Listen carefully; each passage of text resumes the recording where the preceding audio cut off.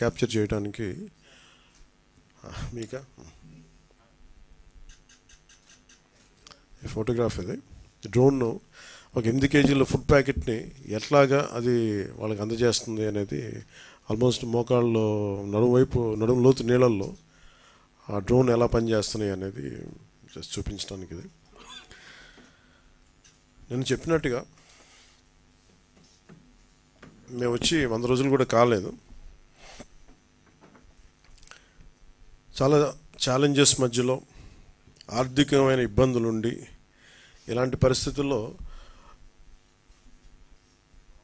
చాలా సమర్థవంతంగా రాష్ట్ర ప్రభుత్వం అధికార యంత్రాంగం పనిచేయడానికి ఇది చాలా బలమైన తార్కాణం. అది గౌరవ ముఖ్యమంత్రి శ్రీ చంద్రబాబు గారి అనుభవం ఇలాంటి విపత్తు సమయంలో చాలా బలంగా తెలియజేస్తూ ఉంది, మనకి చూపిస్తూ ఉంది. అలాగే 2014-19లో కూడా ఆయన ముఖ్యమంత్రిగా ఉన్నప్పుడు హుదూద్ తుఫాను డిజాస్టర్ మేనేజ్మెంట్ కూడా ఎంత బాగా చేశారో తెలిసిందే. ఆ టైంలో కూడా నేను ఒక 50 లక్షల రూపాయలు డొనేషన్ ఇవ్వడం జరిగింది. నిన్న కూడా ఒక 1 కోటి రూపాయలు డొనేషన్ ఇవ్వడం మనం ప్రకటించడం జరిగింది. త్వరలోనే అది ఆయన చేతికి అందజేస్తాను సీఎం రిలీఫ్ ఫండ్కి. మెయిన్ ఇది అందరూ మాట్లాడుతున్నట్టు ఇది బుడమేరు పరివాహక మనకి దీనివల్ల ఇంత విపత్తు సంభవించింది, విజయవాడకి శాపంగా మార్చినాయి అని. నిన్న అంటే ఒకటి ఈజీగా ఏ ప్రభుత్వాన్ని తిట్టేయడం చాలా తేలిక. గతంలో కూడా చూస్తే మనం పోయినసారి కూడా వైసీపీ ప్రభుత్వం ఉన్నప్పుడు ప్రత్యేకించి నేను చాలాసార్లు మాట్లాడినప్పుడు చాలా ఒక నియమాలతో నియంత్రణతోనే మాట్లాడేవాడిని. అలాగే మీ దృష్టికి ఏం తీసుకొస్తున్నానంటే బుడమేరు పరివాహక ప్రాంతంలో దాదాపు 90% ఆక్రమణలు ఉన్నాయి.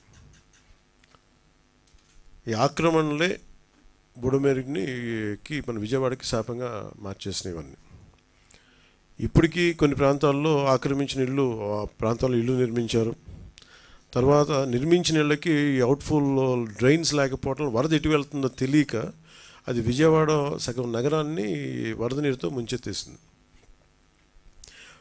ప్రతిసారి ఇప్పుడు మీరు హైదరాబాద్లో చూసినా కానీ వీళ్ళు వాళ్ళ హైడ్రా అని చెప్పి వాళ్ళు స్టార్ట్ చేసి డెమాలిషన్ డ్రైవ్ కొన్ని 100 చెరువులు ఉన్న ప్రాంతాన్ని, లోతట్టు ప్రాంతాలని, ఫుల్ ట్యాంక్ లెవెల్ ప్రాంతాలని ఒక 20 ఇయర్స్గా 30 ఇయర్స్గా ఏం లేదు, వరద లేదు, నీళ్లు లేవు అని చెప్పి ఇల్లు కట్టేయడం జరిగింది అక్కడ కూడా.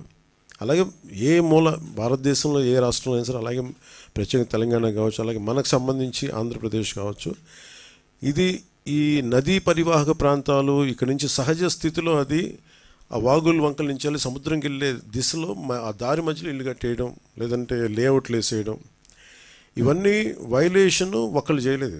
కొన్ని దశాబ్దాలుగా కొంచెం ఇంక్రిమెంటల్గా చేసుకుంటూ వచ్చి అది చేసుకుంటూ వచ్చారు. ఇది కూడా మేము అడ్డగోలుగా కూర్చోబెట్టి ఇది వైసీపీ ప్రభుత్వం మాటలు కాకపోతే వాళ్ళు చేసి ఉండాల్సింది. ఎంతో కొంత ప్రయత్నం కూడా చేయకుండా ఇలాంటి పరిస్థితుల్లో ఇంత సమర్థవంతంగా ఆ వయసులో ఆయన బుల్డోజర్లు ఎక్కి అసలు చేరలేని ప్రదేశాల్లో, వెళ్ళలేని ప్రదేశాల్లో కూడా ఆయన బుల్డోజర్ ఎక్కి, ఆయన పొక్లైనర్లు ఎక్కి, ట్రాక్టర్లు ఎక్కి గౌరవ ముఖ్యమంత్రి గారు అది అప్రిషియేట్ చేయాల్సింది పోయి నేను విమర్శించడం ఇది సరైన పద్ధతి కాదు, మార్చుకోవాలి వైసీపీ నాయకులు.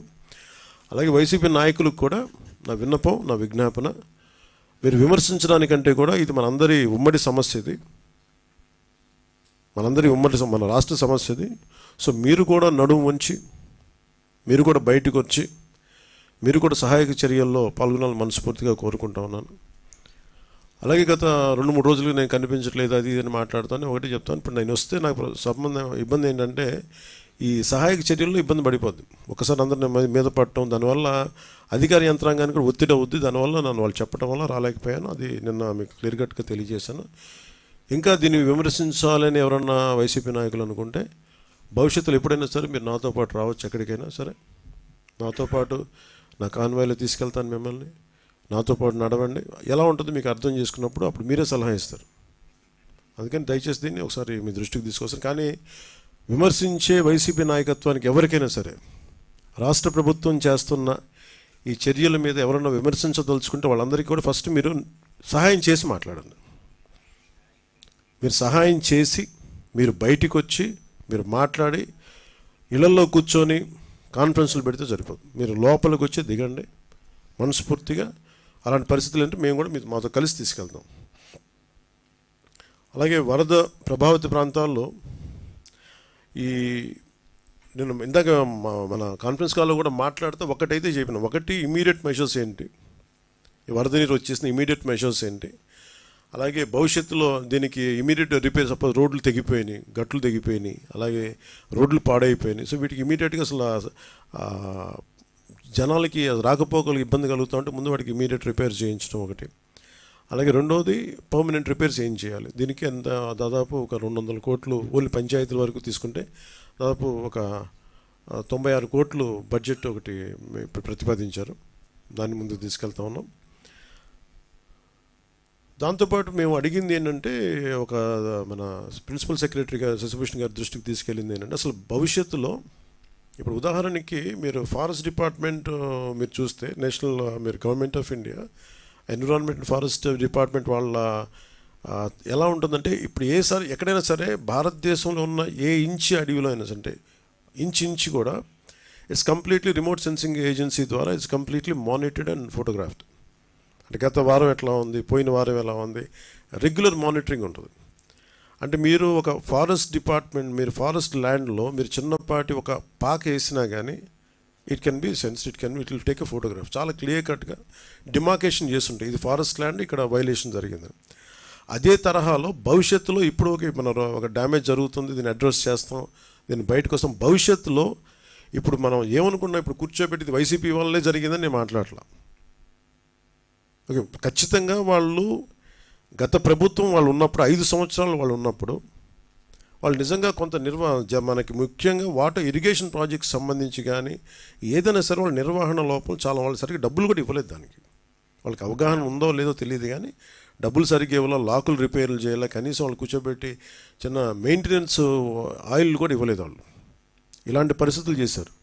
అలాగే మీరు మీరు వించా డ్యామ్ కూడా మొన్న కూడా నేను మన కడపకి వెళ్తే ఆ జిల్లాలో కూడా చూస్తే వాళ్ళు చాలా నిర్లక్ష్యంగా, లష్కర్ ఒక ఆయన వచ్చి చెప్తున్నాడు, మీరు ఇక్కడ వరద వచ్చేస్తుంది మీరు పట్టించుకోండి అంటే ఒకళ్ళు పట్టించుకోలేదు. ఆయన ఇండివిజువల్గా ప్రభుత్వం చేయకపోయినా, అప్పుడున్న ముఖ్యమంత్రి గారు చేయకపోయినా, అప్పుడున్న సంబంధిత మంత్రులు చేయకపోయినా ఒక లష్కర్ వచ్చి, రామయ్య గారు వచ్చి ఆయన బయటకు వచ్చి ఆయన అందరినీ అప్రమత్తం చేసి చాలా ప్రాణాలు గట్టెక్కినాయి ఇప్పుడు విపరీత నష్టంతో. సో ప్రతి పనికి అలాగే ఈరోజు మేము అందరం కోరుకుంటుంది కూడా మీరు మా గత ప్రభుత్వాలు దీన్ని అర్థం చేసుకొని మా సహకరించాలని మనస్ఫూర్తిగా కోరుకుంటూ, అలాగే వరద ప్రాంతాల్లో ప్రభావిత ప్రాంతాల్లో నిత్యం పర్యటిస్తూ అన్నిత్యం అధికారులతో సమీక్షిస్తూ గౌరవ ముఖ్యమంత్రి చంద్రబాబు గారు తిరుగుతూ ఉన్నారు. అలాగే NDR national disaster response force, అలాగే స్టేట్ డిజాస్టర్ రెస్పాన్స్ ఫోర్స్, అలాగే పోలీసు, అలాగే మరి నిజంగా నిన్న డిజాస్టర్ మన పైకి వెళ్తే పైన మన డిజాస్టర్ మన స్టేట్ డిజాస్టర్ రెస్పాన్స్ ఫోర్స్ ఈ కమాండ్ సెంటర్కి వెళ్తే ఫస్ట్ టైం మీడియా ఎంత యాక్టివ్గా ఉన్నారనేది నాకు చాలా చాలా ఆనందం వేసింది. ఆయన సిసోడియా గారు కూడా చెప్తా ఉన్నారు, state disaster response force head చేశాను. కొన్నిసార్లు మాకంటే కూడా మీడియా వారే చాలా ముందులో ఉన్నారు. ఇది కొన్నిసార్లు మాకు బాగా తెలియజేస్తాం, అందుకని పర్టికులర్గా మేము మీడియాని కూడా ఫాలో అవుతుంటామని చెప్పారు. అలాగే దాదాపు 29 మంది ఈ వరదల వల్ల ప్రాణాలతో చనిపోయారు, మన ప్రాణాలు కోల్పోయారు. 2 మంది మిస్ అయ్యారు. యాజ్ ఆన్ టుడే ఒక 200 పైచిలకు జంతువులు, పశువులు చచ్చిపోయినాయి. అలాగే ముఖ్యంగా 59,848 ఈ మన మనకి పౌల్ట్రీ బర్డ్స్ చచ్చిపోయినాయి. మనుషుల కోసమే కాకుండా జంతువుల కోసం కూడా మనం ప్రత్యేకించి ఒక 131 హెల్త్ క్యాంప్స్ ఓన్లీ పశువుల కోసం పెట్టాం. నెంబర్ ఆఫ్ యానిమల్స్ ట్రీట్ చేసింది దీనివల్ల 8,741 మంది 41 పశువులను ట్రీట్ చేశాం. వ్యాక్సినేటెడ్ యానిమల్స్ దీంట్లో 12,784. అలాగే చాలామంది మత్స్యకారులు పడవలు దెబ్బతిన్నాయి, ఒక 60 పడవలు దెబ్బతిన్నాయి. అలాగే రోడ్లు భవనాల శాఖకు సంబంధించిన రోడ్లు దాదాపు 3,312 కిలోమీటర్ల లెంత్ రోడ్డు దెబ్బతింది. అలాగే పంట నష్టం కూడా ముఖ్యంగా వ్యవసాయం 1,69,000 హెక్టార్లు నష్టపోయారు, పంట నష్టం జరిగింది. అలాగే ఉద్యాన పంటలు